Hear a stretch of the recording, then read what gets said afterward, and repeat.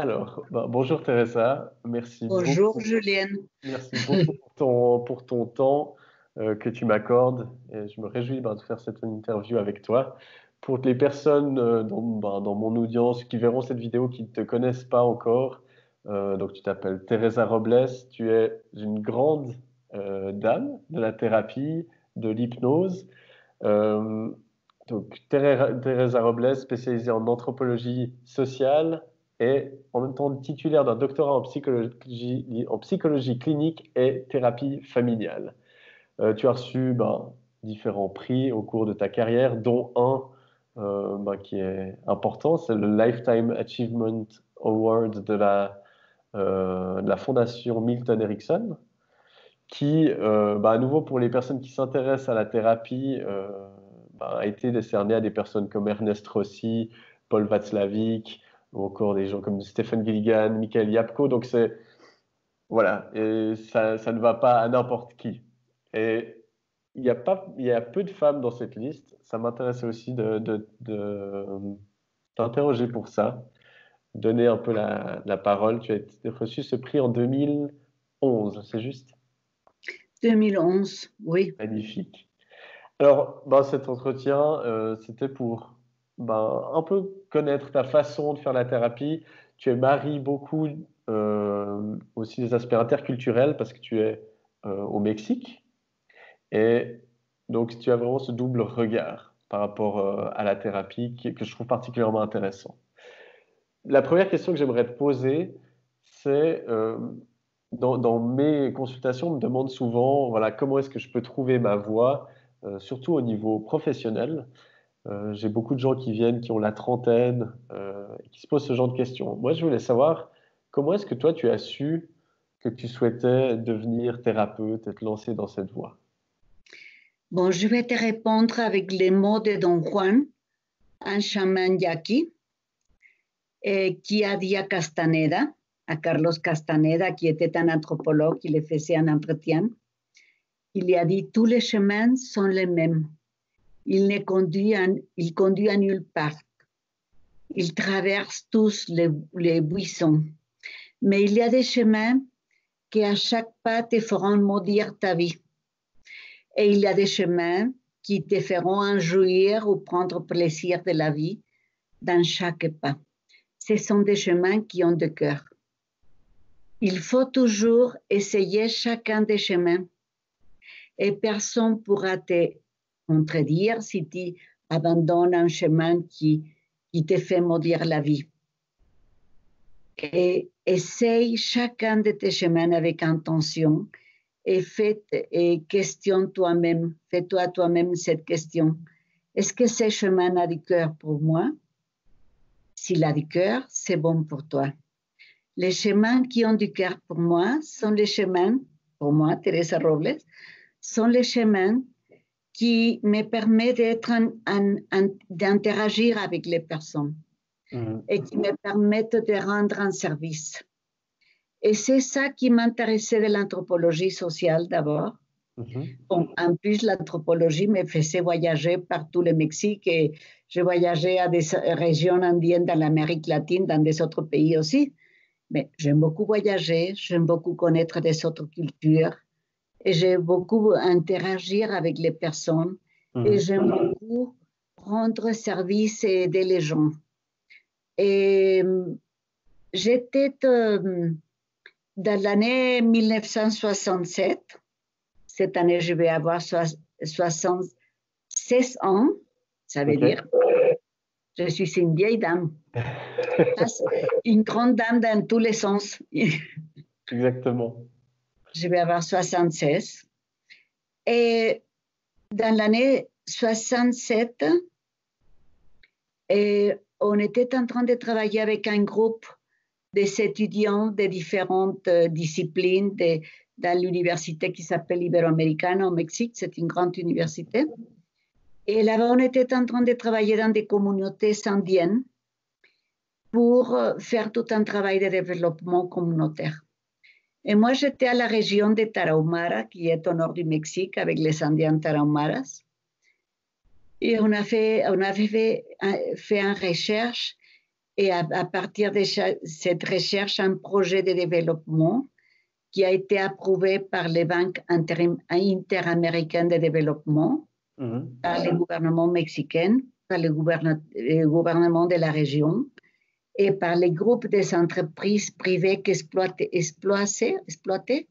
travaillaient dans la région. Et alors, c'était un projet pour commencer à travailler 2 ans après. Et tous nous sommes partis à des différents pays pour faire des spécialités. Je suis allée en France avec ceux qui allaient être les pères de mes enfants, qui étaient en français mexicain. D'accord. Il allait étudier planation du développement régional et moi, planation du développement communautaire et des ressources humaines. Mais les mouvements de 68 nous attrapés à Paris, mai 68. Mes enfants âgés, qui sont des jumeaux, sont nés à Paris en mai 68. Ah oui, ok. Et à la fin de l'année, on est rentré au Mexique pour rentrer travailler dans ces projets. Mais ce qu'on ne savait pas et personne ne nous a dit, c'est que tous les projets qui étaient liés aux étudiantes étaient arrêtés complètement par le gouvernement mexicain. Okay. Alors, on est arrivé à la ville de Mexico pour partir à Tarahumara et on a su que les projets n'existaient plus. Alors, il a fallu chercher du travail. Et moi, j'ai trouvé un travail très, très important pour faire la recherche des points de vue de l'anthropologie dans un centre d'études politiques. Mais c'était de l'anthropologie, comme on dit, dans des livres. Ce n'était pas en contact avec les personnes. Et je suis restée là-bas à peu près 6 ou 7 ans, jusqu'à 15 jours. Et je m'ai mis à étudier beaucoup. J'ai participé pendant 4 ou 5 années dans des groupes d'études de psychanalystes, de la théorie psychanalytique. Et un jour, qu'on m'a demandé d'organiser une recherche avec les leaders mexicains, je me suis dit, je vais aller à la fac de psy, à l'Université nationale, pour prendre quelques cours, pour avoir plus de background, je ne sais pas comment dire en français, background, oui, pour faire cette recherche. Et quand je suis arrivée là-bas, et je suis rentrée pour chercher l'information, je suis rentrée dans un état de transe hypnotique. Je vis de toutes les informations, spécialisation en travail avec des groupes, spécialisation en psychothérapie des enfants, et doctorat en psychologie clinique et tout ça. Moi, j'avais un master en anthropologie sociale déjà. Et alors, j'étais comme ça en train de penser, je pourrais rentrer à travailler en contact avec les gens. Et alors, quelqu'un m'a demandé, est-ce que vous venez présenter l'examen pour le doctorat? Et j'ai dit oui. Est-ce que vous savez déjà payer l'examen? J'ai dit non. Alors, on m'a donné un petit papier à aller payer là-bas. Je suis allée payer, je suis rentrée. Et comme l'examen, c'était surtout sur la théorie psychanalytique, j'ai réussi. Et je suis rentrée à mon centre de recherche pour leur dire, je vais traîner quelqu'un pour prendre ma place. J'étais chef de recherche. Et je vais me mettre à étudier des temps complets psychologie. Et je suis arrivée à la maison et j'ai dit à ce qui était mon mari, au père de mes enfants, je vais devenir thérapeute. Alors immédiatement, parce que lui, il m'appuyait dans toutes mes folies, alors il a dit, bon, tu as besoin d'un bureau. Ici, on a assez de place parce qu'on avait un grand jardin à l'entrée de la maison. On peut construire ici ton bureau. Et c'est comme ça qu'a commencé mon chemin vers la psychologie. Donc, tu as fait pousser littéralement ton cabinet dans ton jardin. Bien sûr. Magnifique. Et il y a des choses qui sont presque miraculeuses qui se sont passées. Immédiatement, je me mis à étudier tout ce qu'il fallait pour faire le doctorat. Et pendant les années du doctorat, je me mis dans tous les groupes de supervision possibles pour écouter, pour commencer à me mettre en forme. Et quand j'avais déjà fait la moitié de tout ce qu'on s'est fait à l'université pour psychologie. J'avais fait tous les matières du master. J'avais presque fini le doctorat. Et alors, et je croyais que j'allais devenir psychanalyste parce que c'est ça que je connaissais. Et j'ai participé dans des groupes de supervision de psychanalyste. Et je payais un professeur pour me superviser sans passion, sans savoir passion, pour lui demander de ces cas que j'écoutais dans tel groupe, je ferais comme ça, qu'est-ce que vous pensez? C'était une Argentinienne. Et alors, un jour, la dame qui m'aide jusqu'à maintenant avec le ménage de la maison est arrivée avec sa sœur qui avait tenté de se suicider. Et il lui a dit, ma patronne, ou Madame Teresa, va vous aider parce qu'elle est en train d'étudier pour aider les gens à ne pas être déprimés. Et alors, elle est arrivée, et ils sont d'origine indienne. Et ils venaient de la région dans laquelle j'ai fait ma recherche pour la dissertation du master. C'est une région des Indiennes Mazahuas. Et j'ai passé 2 années là-bas avant d'aller à Tarahumara. Et alors, je connaissais tous les symbolismes, tous les rituels, toutes les traditions. Et alors, elle a commencé à parler avec moi contre toutes les règles de la psychanalyse parce que c'était quelqu'un que je connaissais, c'était quelqu'un qui ne pouvait pas payer. Et alors, il m'a dit, je me sens comme un cántaro. Cántaro, c'est une base d'argile. D'accord. Qui n'est pas finie. En espagnol mexicain, on dirait qui n'est pas curado. Curado veut dire qu'on lui a donné la couche finale et que alors tout l'eau que tu mets là-bas traspasse, sort. N'importe quoi qui rentre dans moi part et je me sens tout.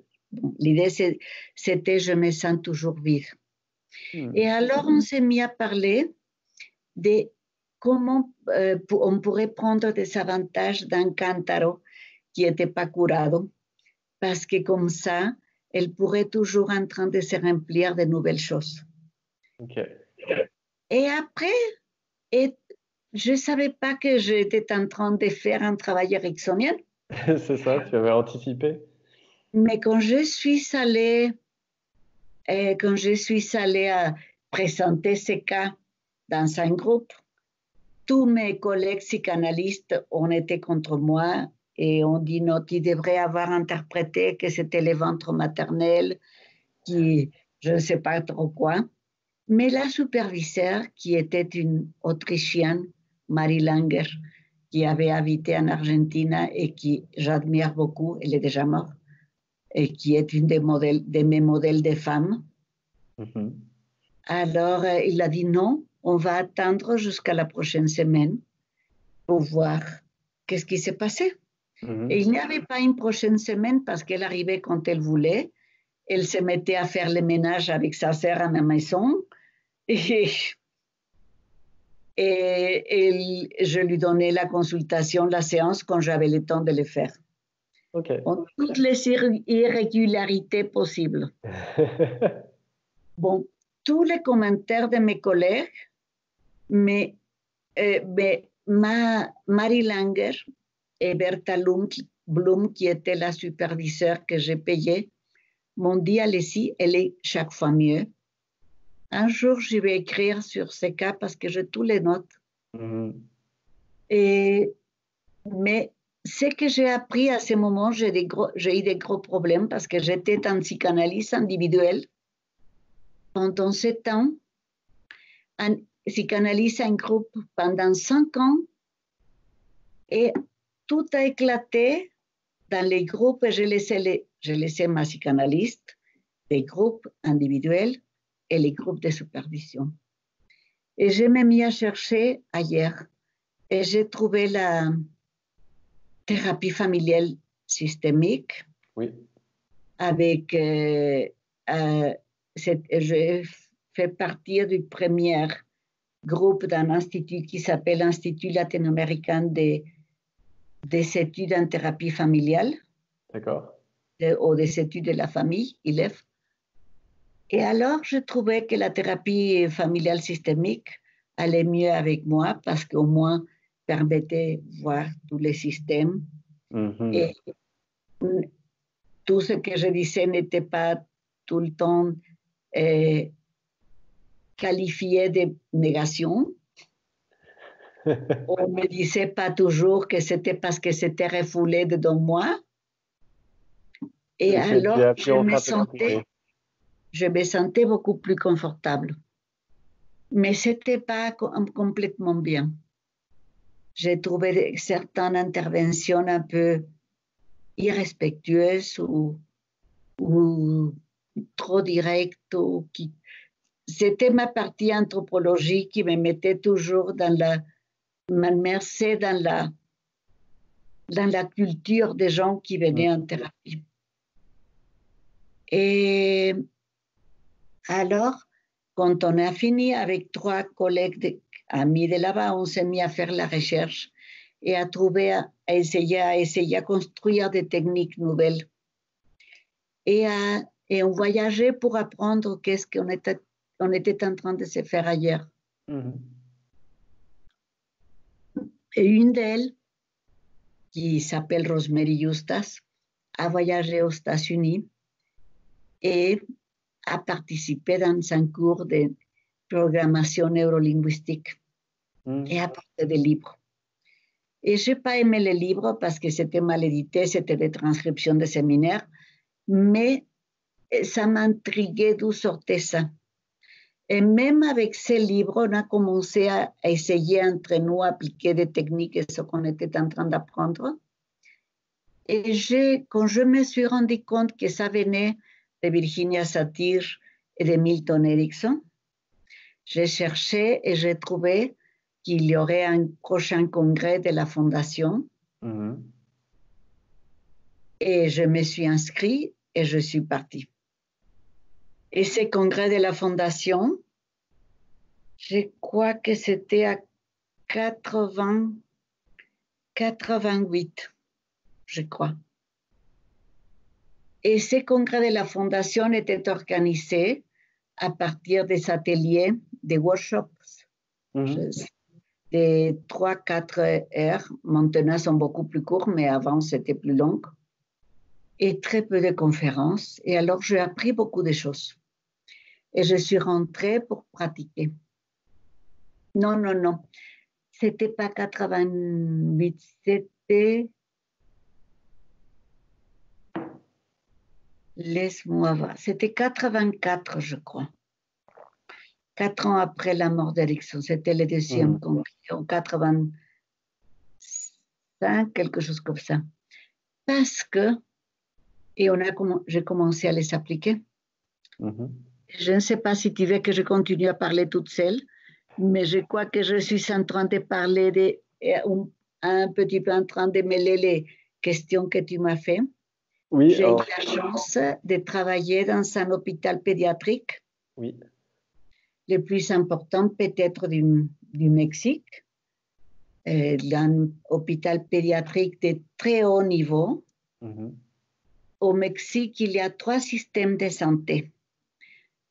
L'Institut de la sécurité sociale, qui est pour les travailleurs qui travaillent dans des entreprises, l'Institut de sécurité sociale pour les travailleurs qui travaillent avec les gouvernements, et le 3e, c'est l'Institut de santé pour ceux qui n'ont pas accès aux autres deux. D'accord. Ça veut dire que ce troisième, c'est pour les plus pauvres, qui n'ont pas un travail fixe. Au Mexique, il y a beaucoup de gens qui, les paysans, les Indiens, qui n'ont pas un patron, qui ne travaillent pas dans une entreprise, qui n'ont pas un travail. Et ça, c'est l'hôpital de plus haut niveau pour ce troisième système. Alors là-bas arrivent pour toutes les spécialisations des gens qui sont, comme on dit, qui sont envoyés par les cliniques ou les hôpitaux de différentes régions qui ont des choses très graves. Et là-bas, j'ai travaillé dans les... comment appelez-vous? Où on travaillait avec les enfants qui avaient des problèmes des reins, néphrologie, mais les services, vous dites services, dans les services de néphrologie. Dans les services de néphrologie avec des gens qui étaient des enfants qui étaient déjà très, très graves, qui avaient besoin d'avoir un transplant rénal ou qui avaient des choses très, très graves. Et c'était des enfants d'origine indienne. Et alors, je commençais à écrire des articles pour le journal, qui était un journal de très haut niveau de l'hôpital. Et les premières qui m'a ouvert la porte pour faire des travaux d'anthropologie, c'est un article que j'ai écrit qui s'appelle « Médecine moderne et patient traditionnel ». Parce que vraiment, les enfants et les parents ne comprenaient rien du tout avec le peu d'espagnol qu'ils parlaient, de ce que disaient les médecins. Et les médecins ne comprenaient pas du tout, et les infirmières, pourquoi il y avait des tas d'erreurs dans les traitements. D'accord. Et alors, j'ai même reçu un prix par le directeur de l'hôpital pour cet article. Et on m'a demandé que je travaille avec des groupes des infirmières et des médecins, pas seulement de ce service, mais des autres, pour essayer à avoir une meilleure communication. Donc, c'est là où les deux champs se sont retrouvés complètement, entre l'anthropologie et puis la psychologie clinique. Et une autre troisième que j'ai pratiquée depuis que j'étais petite. Que depuis que j'étais petite, j'écrivais. Et j'ai écrit mon premier livre à 10 ans. Et j'aime beaucoup écrire. Et alors, c'est écrire, anthropologie et psychothérapie. Excellent. C'est là où tes trois chemins, justement, où tu as suivi ton cœur, on pourrait croire qu'ils allaient dans des directions différentes, mais finalement, ils se sont retrouvés. Magnifique. Et j'ai travaillé là-bas pendant 5 ans et on organisait même une organisation pour aider aux enfants et à ses familles à se préparer pour les transplants et tout ça. Mais j'ai dû sortir de là-bas par des problèmes politiques dans l'hôpital. J'ai commencé à être trop important et trop reconnu et ça ne s'accepte pas beaucoup par les chefs de service de temps en temps. Que ce soit une dame et une non-médecin. Et une non-médecin, ouais. Alors, on m'a donné un prix avec une reconnaissance. On m'a dit merci, mais je crois que c'est trop dur pour vous de travailler. On ne veut pas prendre tout votre temps et toute votre énergie, aller ailleurs pour faire des autres choses plus importantes. D'accord. Donc, ils t'ont gentiment laissé partir. C'est une fête, hein? Excellent. Alors, en effet, tu as répondu déjà en partie à la deuxième question, qui était comment tu allies ces deux disciplines, ce que je trouve très intéressant. Et puis ça, dans tes livres notamment, tu parles beaucoup des différences justement culturelles entre les cultures plus occidentales, européennes, et des cultures plutôt latino-américaines. Et c'est intéressant, tu parles des chemins du cœur. Et moi, j'explique toujours aux gens voilà, de suivre leurs valeurs. Et en fait, on retrouve exactement le même concept. Et ce que je trouve très intéressant, c'est de tu, tu dis, sauf erreur, y a aucun bon chemin en soi. Enfin, les chemins mènent nulle part. Ce qui est important, c'est chaque petit pas, en fait, sur ces chemins. Et ça, c'est un autre grand principe qui est fondamental, je trouve, dans toute thérapie, dans tout projet de vie. C'est que le but, c'est de se concentrer sur le prochain petit pas qu'on peut faire. Parce que la destination, on la maîtrise pas. Mais par contre, on maîtrise, voilà, chacun Chaque de nos pas. petits pas. Et ce qui est intéressant, c'est de voir que toi, ben, tes petits pas, finalement, ils se sont retrouvés pour que tu arrives en fait à façonner presque ta pratique avec tous ces ingrédients. Mhm. Euh, bah, et du coup, tu as aussi ben, voilà, une implication peut-être plus engagée ou plus politique. Tu es membre notamment d'une fondation qui s'appelle Femmes Leaders d'Amérique latine depuis 2007. Oui. Et ça Mhm. m'intéressait d'avoir ton point de vue là-dessus sur notamment bah, quelle place tu donnes au féminisme et à la politique dans ton activité. Parce qu'en Suisse, on a eu l'année passée des grands mouvements féministes euh, qui ont eu lieu. Puis, alors malheureusement, le Covid a un peu freiné ça. Mais voilà, ça m'intéressait de savoir quelle place tu donnais au féminisme et à la politique dans ton activité thérapeutique, par exemple, ou autre.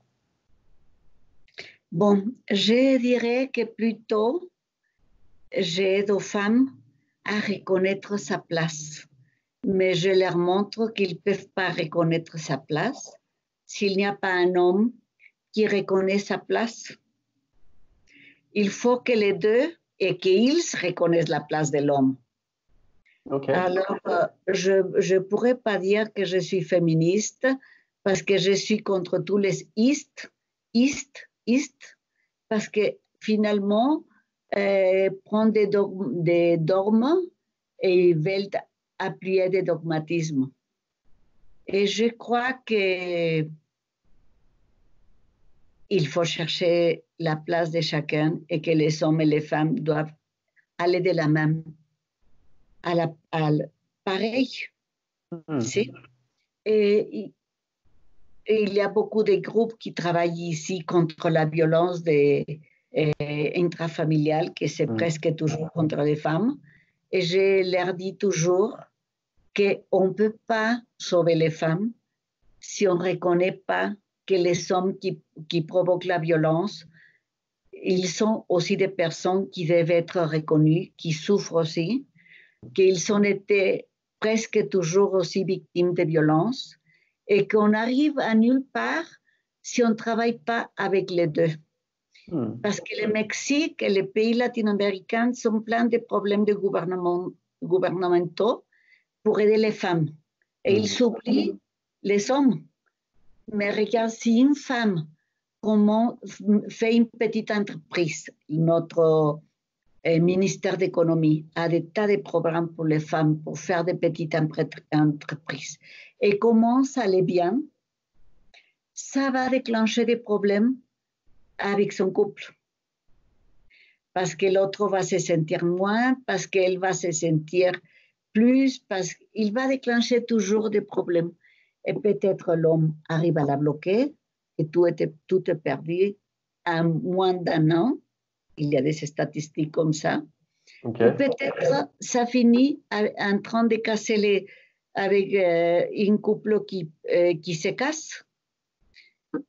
C'est très différent si on travaille avec les deux Mhm. et les deux ont des problèmes à résoudre. Et pour résoudre les problèmes des hommes qui sont victimaires, les techniques ericksoniennes sont magnifiques, magnifiques parce qu'elles sont en direct. Parce Mhm. que l'homme qui est victimaire n'est pas capable de reconnaître sa douleur parce qu'elle est trop grande et parce qu'elle a été beaucoup de fois écrasée et elle sent que la seule manière de ne pas être écrasée, c'est d'écraser l'autre.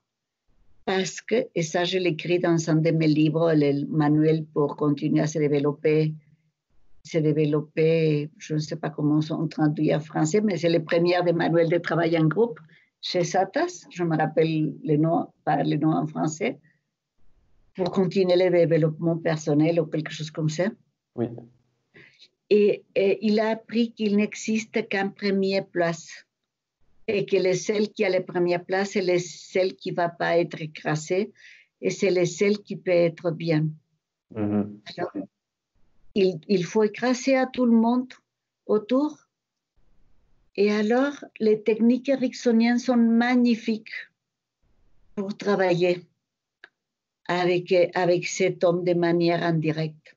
Mhm. Leur donner une place à côté de la petite entreprise que le gouvernement est en train d'essayer à créer à travers les femmes, mais rien que les femmes. Mhm. Et je suis toujours en train de critiquer ces programmes des fois avec un petit peu de succès, mais beaucoup de fois sans succès. Ok, donc c'est une vision plus systémique. Plus systémique, exactement. Je crois que l'intelligence systémique, c'est une intelligence qui devrait avoir tous les thérapeutes, Mhm. qui inclut la culture, qui Absolument. devrait avoir tous les entrepreneurs, qui devrait avoir les politiciens. Absolument. C'est vrai on peut pas isoler une variable comme ça. Tu disais que tu es contre tous les istes, Isme. tous les Is- ismes, sauf l'humanisme en fait, du coup. on pourrait l'appeler d'une autre manière. Ok. Tu parles beaucoup. Enfin, c'est intéressant parce que ce que tu expliques là, moi, ça fait écho beaucoup à tout ce qui touche à l'affirmation de soi, au respect, et très souvent dans les problèmes de couple, ou ça peut être au travail, en famille, enfin, tous les problèmes relationnels, il y a un problème par rapport au respect des besoins. Soit qu'on n'arrive pas à faire respecter ses propres besoins, soit qu'on ne respecte pas ceux des autres, parce que justement on les écrase. Et en fait, d'arriver à ce niveau Parce que c'est d'égalité ça dans le qui a respect des pris. besoins. Hmm. C'est ça qui a pris. Quelque chose du travail d'Erickson qui m'a fait qui m'éclairait beaucoup, c'est l'idée que nous apprenons à fonctionner comme ça. Et Hmm. ça, comme anthropologue, résonne ici et ici. Hmm. Nous apprenons, nous avons appris comme ça.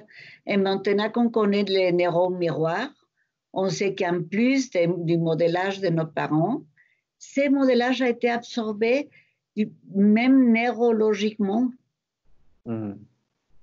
Ok, Et excellent. on peut les changer, on peut l'effacer, les changer, les déléter à travers l'imagination. Parce que l'imagination est, est,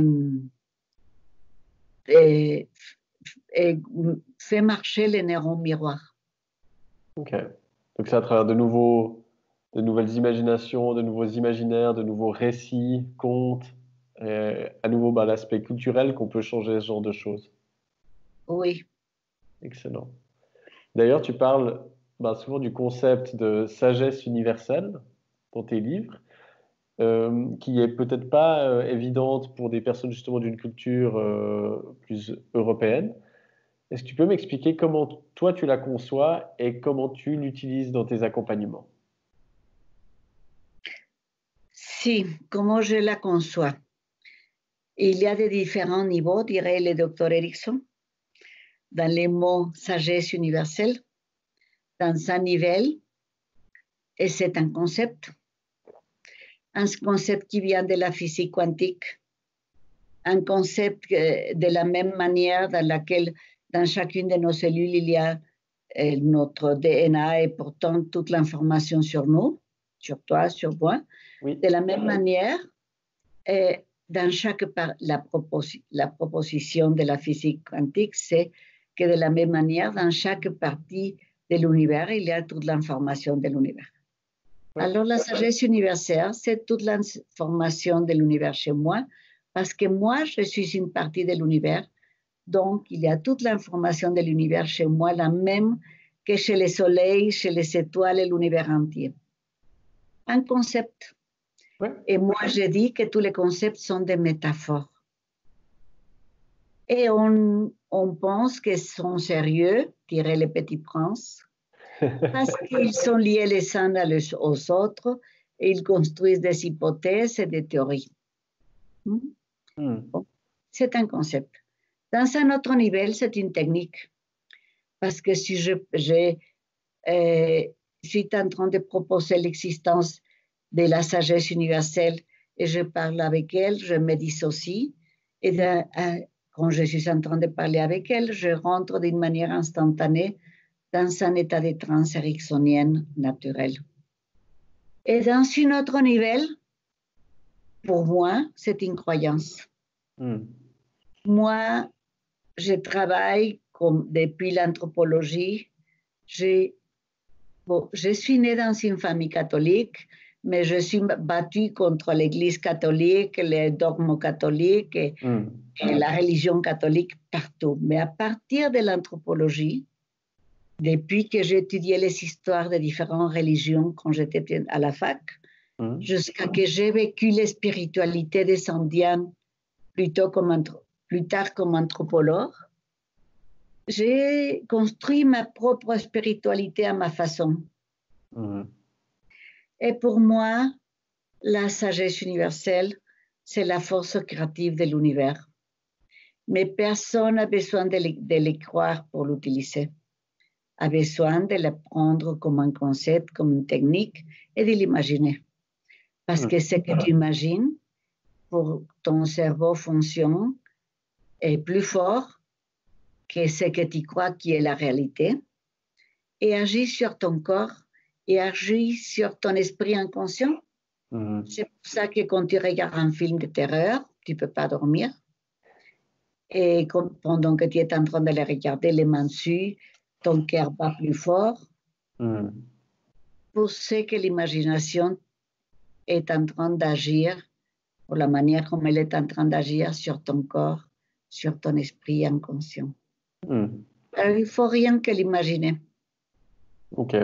Donc ça revient aussi par rapport au changement social, de passer par l'imagination. Parce que comme tu dis, quand notre cerveau ne fait pas la différence entre ce qui est vécu et ce qui est imaginé, et en allant dans l'imaginaire, dans cette sagesse Mais universelle. L'imaginaire est encore plus fort Ouais, ok. que ce qu'on raisonne, Ok. que ce qu'on analyse. Parce que du coup, il y a le ressenti qui vient avec. Oui, et il y a beaucoup de recherches sur ça, surtout à Stanford, à l'université de Stanford. Beaucoup. Excellent. Et là, on parle de sagesse universelle et de choses qui nous relient. Là, encore, je ne sais pas quelle est la situation au Mexique par rapport à la crise du coronavirus, mais c'est quelque chose qui nous a touchés de plein fouet à un niveau mondial. Quel conseil tu pourrais donner pour favoriser cette résilience mondiale après cette crise? Je n'ai pas compris. Pour favoriser quoi? C'est quoi? La résilience à un niveau La mondial. résilience.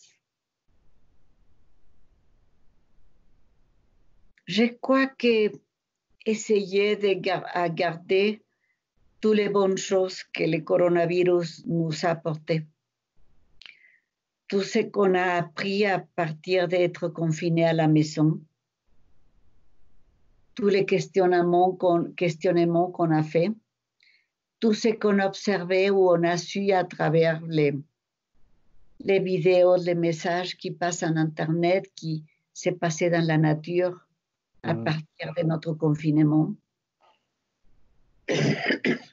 Prendre les apprentissages et surtout se rendre compte qu'on vivait dans l'illusion de la certitude, dans l'illusion de qu'on contrôlait la nature, on contrôlait les gens, on contrôlait tout. Et récupérer l'apprentissage qui avait les hommes d'il y a 1 million d'années, de se savoir tout petit en face du soleil, de la lune, de la nature et de la terre. Et récupérer notre place avec humilité. Absolument. C'est vrai que ça a été un très bon rappel à l'ordre justement comme tu dis, d'enlever cette illusion de contrôle et de grande souveraineté par rapport au climat, par rapport à la nature.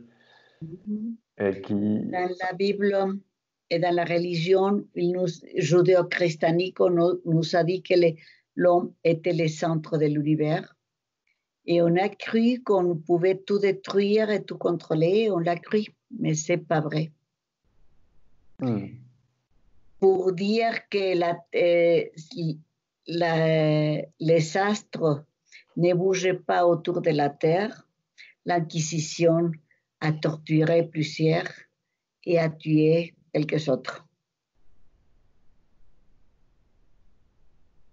Ça doit être intéressant pour toi qui est en contact avec justement des personnes de tradition amérindienne, autochtone du Mexique, de voir quelle a été leur interprétation de ça et le sens qu'ils y donnaient. Parce que ça, c'est des choses qui, dans ces cultures, n'ont jamais quitté. Ils ont toujours gardé ça dans leur culture, alors que les cultures dites plus développées ont complètement perdu ce sens-là. Et tu sais, c'était quelque chose qui choquait beaucoup les personnels de santé dans l'hôpital, que les parents des enfants indiens, quand un enfant allait mourir, acceptaient tranquillement la mort. Et l'acceptaient parce que pour eux, ça fait partie d'un cycle. Ouais. On est et on meurt. Fait partie d'un cycle. Il disait, est-ce qu'il n'aimait pas l'enfant? Oui, il aimait, il était triste, mais il acceptait en silence l'annoncement de la mort. L'accepter en silence. Et c'est vraiment fort de voir ça. Hein? Est-ce que les deuils se faisaient beaucoup plus facilement dans ces cultures? Est-ce que tu as observé ça ou est-ce qu'au final Je crois que oui, je crois que oui. Ouais. Excellent. Ça n'enlève pas la tristesse. Absolument. Ça n'enlève pas l'idée qu'il voudrait avoir gardé son enfant avec eux. Donc, mais c'est différent. C'est avec sa acceptation. Et d'après Elisabeth Kubler-Ross, pour nous occidentaux, l'acceptation, c'est le 4e étage du deuil. Ouais. Mais pour eux, c'était au début.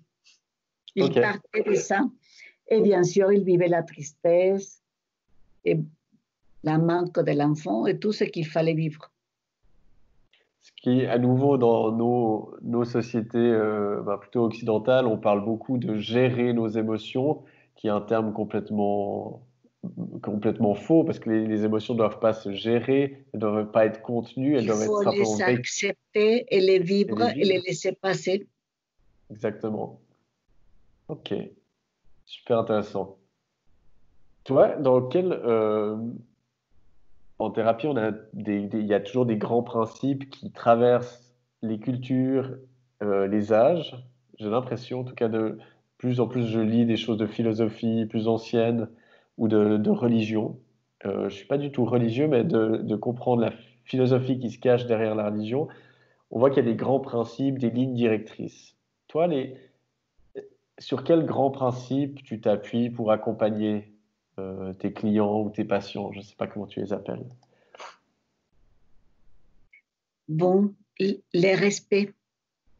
C'est pour ça que dans ma façon de travailler, j'ai développé une manière de travailler, surtout avec l'hypnose, avec la thérapie d'abord, mais surtout avec l'hypnose, que j'essaie que ce soit le plus respectueuse possible.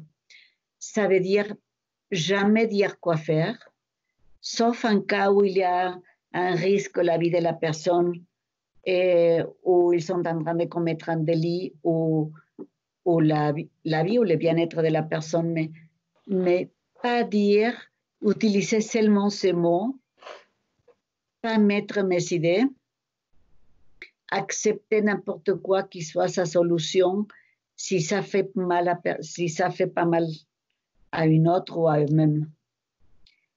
Et se mettre au service. Je suis ici pour servir l'autre. Et essayer à me contacter dedans moi, au-delà de mes mots, au-dedans de l'autre. Et ça, je l'ai vécu beaucoup chez les Indiens quand je ne connaissais pas la langue. C'est Ok. plus facile de me contacter. C'est facile pour moi de me contacter du dedans au dedans de l'autre. On n'a pas besoin vraiment de mots. Alors, les explications de ce qui se passe sont inutiles des fois. On a besoin de très peu de mots pour commencer à travailler avec une personne après avoir passé les premières 2 ou 3 minutes d'être en contact. Et c'est ça aussi qui me permet aussi de travailler à distance. Et quand les gens me disent par Skype pour vous voir, je dis non, c'est plus facile pour moi par téléphone sans image parce que sans image, je ne tombe pas dans la tentation de regarder les signes visuels. Je peux me contacter plus facilement du dedans de moi ou dedans de l'autre personne. Ok. Et comment tu Très travailles peu avec de mots. comment tu travailles avec des personnes dont tu ne connais pas la langue? J'ai travaillé, même en thérapie. Je te rappelle qu'un jour, bon, j'étais professeur de la fac de psych à l'Université nationale et on a mené des groupes de psychologues et de psychothérapeutes pour faire des pratiques à des régions indiennes. Moi, je voulais toujours rentrer aux régions indiennes. Et alors, on est allé à une région nahuatl. Je connais très peu de mots en nahuatl parce qu'il y a beaucoup de mots en mexicain qui viennent du nahuatl, mais très peu. Et alors, j'étais en train de parler à la clinique avec la sœur qui s'occupait de la clinique, pour des conditions dans lesquelles je pourrais amener des psychologues pour faire des pratiques. Quand il arrive une fille nahuatl d'à peu près 7 ans d'âge, qui était tombée d'un arbre et qui était tombée sur comme on dit quand on fait un mur comme ça, des petites rames d'arbres. Les fers à béton? Oui, elle est tombée, une branche d'arbre traversait sa jambe. Ok. Et il fallait l'enlever. La sœur, c'était la docteure. Il y avait une infirmière. Et alors, elle était en train de crier, bien sûr. Et quand ils m'ont dit, j'ai pris quelques mots en nahuatl, arbre, je connaissais arbre. Et je savais dire regarder. Et alors, je demandais le nom de la fille, je lui répétais son nom, je lui répétais les mots qu'elle disait avec plus d'émotion. Et je me mis à parler avec elle, à parler entre guillemets, à répéter des phrases qu'il disait et à les caresser la tête. Et je leur dis, allez-y. Et ils sont enlevés la branche, ils l'ont tout nettoyé, et ils sont suturés. Sans anesthésie. Donc, je parlais, je ne sais pas, je t'assure que je ne sais pas qu'est-ce que je parlais, mais j'ai répété les mots. Je mettais par exemple le nom d'un fruit et il me répétait le nom d'un autre pour me dire que c'était un autre arbre, pas celui-là. Et je connais peut-être une vingtaine de mots en nahuatl. Mais je répétais ce qu'elle disait avec un emphasis émotionnel. Mais surtout, j'étais avec elle. Je la touchais. Je regardais ses yeux. Elle savait que j'étais en train de lui faire toute l'attention. Elle a mis son attention sur moi. Elle a laissé la jambe dans les mains de ceux qui travaillaient avec la jambe. Excellent. Et ça, c'est quelque chose qu'on a tendance à oublier en tant que thérapeute, c'est qu'on se focalise beaucoup sur la technique, sur les techniques qu'on va appliquer, alors que selon les méta-analyses d'efficacité de thérapie, une des choses qui a le plus d'importance dans un accompagnement, c'est l'alliance thérapeutique. C'est le rapport qu'on a à l'autre. Et c'est intéressant de voir que là, même sans savoir Vraiment, on la était langue, connectés par les yeux, par la touche, que je crois que c'est très important aussi. excellent. Mhm. Ok, donc tu as pu tester de façon polyglotte la thérapie. Excellent.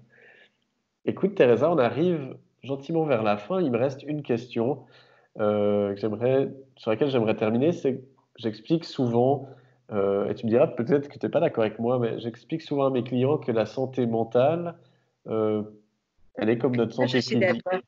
Elle s'entraîne, pour moi, elle s'entraîne au quotidien. Alors que souvent, les personnes ont l'impression que il faut qu'ils comprennent quelque chose et puis que tac, ça va faire un déclic. Et moi, je leur répète qu'il faut s'entraîner et puis s'entraîner mentalement pour avoir une bonne santé mentale. Toi, est-ce que tu as une pratique quotidienne Oui, pour entretenir ta santé mentale? oui. Mais pas mentale, sino ma santé complète, Ok. parce que je suis une personne complète. Si. Et alors, je propose qu'on ait été traîné à vivre dans une culture de la souffrance. Et Ok. ce qui est naturel, c'est à jouir la vie et prendre plaisir de la vie. Et alors, je m'assure de faire des choses que j'aime tous les jours. Ok. Des choses que j'aime tous les jours. Et de prendre plaisir des petites choses que je fais. Ce tableau, je l'aime beaucoup parce que je suis allée l'acheter avec mon père quand j'étais petite. Et on se promenait dans des endroits, dans des parcs au Mexique, on met des tableaux, on se promenait et on passait des jours et des fins de semaine, dimanche, à se promener par là-bas jusqu'à qu'on a choisi entre les deux et après, je l'ai à la maison. Alors, ça me fait beaucoup de plaisir de l'avoir ici. Mais j'ai des plantes ici à ma maison et je prends plaisir de regarder mes plantes et de les arroser. J'aime cuisiner parce que j'aime bien manger. Alors, j'aime pas cuisiner vite en courant tous les jours. Mais les soirs, quand je suis tranquille, là-bas, oui, je me préparer avec tout calme, de me demander qu'est-ce que je vais manger. Et Uh-huh. là-bas, oui, j'ai vraiment prendre plaisir de me préparer un plat. Et j'aime beaucoup, euh, pour moi, ma famille est importante. Hier, dimanche, j'ai parlé par téléphone avec mes 3 enfants, avec mon beau-fils, mes 2 belles-filles, mes 9 petits-enfants, avec tous. Ça a Et duré j'ai longtemps. parlé un bon moment avec chacun. Si? Pas tous les dimanches, j'ai la chance de parler avec tous, mais ce dimanche, c'était très bien. Et je me communique beaucoup avec eux. On joue des jeux à travers les Zooms. Ok. Avec les plus petits qui a 8 ans, on parle des films qu'il est en train de regarder à Netflix et on commente. Avec l'autre, je commente de l'université. Je sais pas. Mais ça, pour moi, c'est important. Et j'aime beaucoup écrire et j'aime beaucoup mon travail. Mais en plus de mon travail, j'aime beaucoup danser. Comme ici, avant, je marchais à pied pour aller au cabinet, mais maintenant, je ne peux pas sortir. Et alors, je fais l'exercice le matin. Et à un moment dans la journée, j'arrête, je mets de la musique et je me mets à danser. Excellent. Faire des choses qu'on aime, Et, des, enjouir la vie. et ce qui est intéressant, c'est de voir que c'est des choses très simples, qui ne demandent ni d'argent, ni forcément beaucoup de temps, ni de compétences particulières. C'est de prendre du temps pour soi, du temps pour les autres, du temps pour prendre soin de la nature aussi, Mhm. et, et de jouir des choses simples. C'est Excellent. Je pense que c'est une belle conclusion pour cet entretien. et peut-être le plus important, c'est reconnaître qu'on a des choses simples qu'on peut en jouir. Parce que des fois, ce que je suis en train de dire, les personnes ne croient pas que ce soit des choses importantes à jouir. C'est rendre compte. Ok. Et puis redonner cette importance à ces petites choses. C'est, qui Excellent. sont pas si petites. Exactement. Merci beaucoup, Teresa. Merci énormément pour cet échange. Euh, Merci à toi.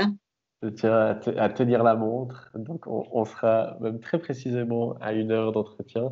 Je te remercie de m'avoir accordé tout ce temps et je me réjouis de revisionner cet entretien, de pouvoir le décortiquer euh, et puis de pouvoir aller voir un peu plus ben voilà, ta philosophie de vie.